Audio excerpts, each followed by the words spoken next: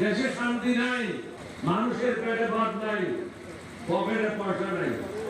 চট্টগ্রামের চন্দনাইশে গণতান্ত্রিক যুবদল উপজেলা শাখা দ্বিবার্ষিক সম্মেলনে বক্তব্য রেখেছেন liberal Democratic party LDP chairman colonel অবসরপ্রাপ্ত অলি আহমেদ বীর বিক্রম।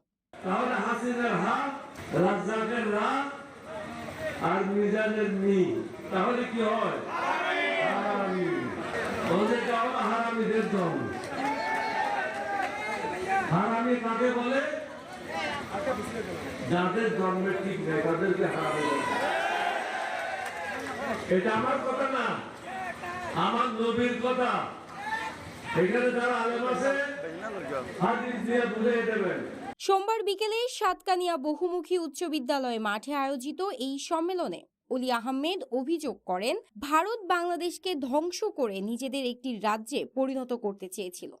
সমাজে মনুষ্যত্ব লোপ পেয়েছে, এটার জন্য দায়ী হলো ভারত সরকার। ভারত কি চেয়েছিল? বাংলাদেশকে ধ্বংস করে তাদের একটা রাষ্ট্রে পরিণত করা। বাংলাদেশের উপর দিয়ে রেল যাবে, কোনো পয়সা দেবে না। বাংলাদেশের বন্দর ব্যবহার করবে, কোনো ট্যাক্স দেবে না। বাংলাদেশের উপর সেনারা ভারতের চলাচল করবে, কোনো ট্যাক্স লাগবে না। অর্থাৎ বাংলাদেশের সবকিছু তারা ব্যবহার করবে, কোনো পয়সা দিতে হবে না। তিনি আরো বলেন, পদ্মা সেতু বাংলাদেশের মানুষের জন্য নয়, বরং ভারতের মালামাল পরিবহনের সুবিধার জন্য নির্মিত হয়েছে। এই যে আপনারা পদ্মা সেতুর কথা বলেন, পদ্মা সেতু হাসিনা কেন বানিয়েছে? ওর স্বামী মোদির জন্য বানিয়েছিল, আপনাদের জন্য বানায় নাই। ভারতের মালামাল মোংলা বন্দর থেকে ত্রিপুরা যাওয়ার জন্য এই নদীর উপরে সেতু করা হয়েছিল। জনগণ মনে করে আমাদের জন্য করেছে, ঠিক কথা না।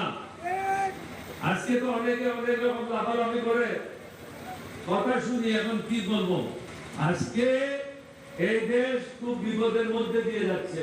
সম্মেলনে সরকারের সমালোচনা করে অলি আহমেদ দাবি করেন, দেশের বর্তমান পরিস্থিতিকে বিপজ্জনক আখ্যা দিয়ে তিনি উপদেষ্টাদের উদ্দেশ্যে সতর্ক করে বলেন, দায়িত্বকে তামাশা হিসেবে নিলে জনগণের কাছে জবাবদিহি করতে হবে।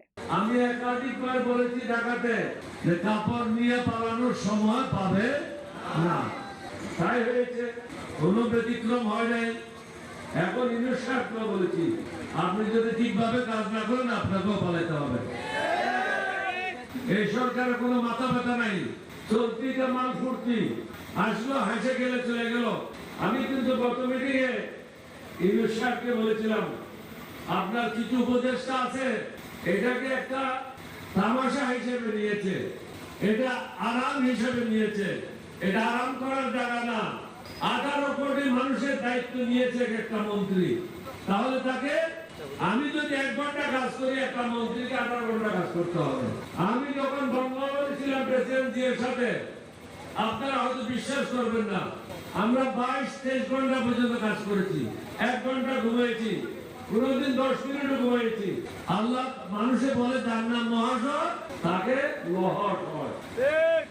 চন্দনাইশ উপজেলা গণতান্ত্রিক যুবদল আয়োজিত এই সম্মেলনে এলডিপি ও যুবদলের স্থানীয় এবং কেন্দ্রীয় পর্যায়ের নেতারা উপস্থিত ছিলেন।